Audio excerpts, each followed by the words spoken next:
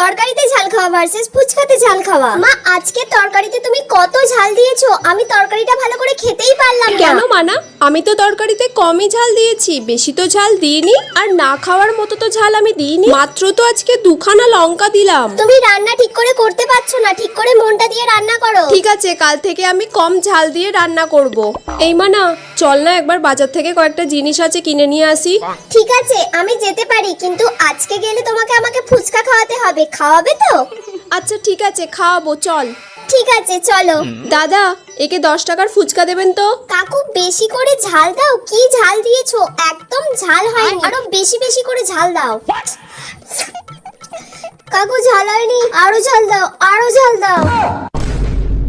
কাকু ঝাল হচ্ছে না, আরো ঝাল দাও। তুই তরকারিতে একদম ঝাল খেতে পারিস না, না? আর এখানে কি করে তুই গপ গপ করে ঝালটাকে খাচ্ছিস?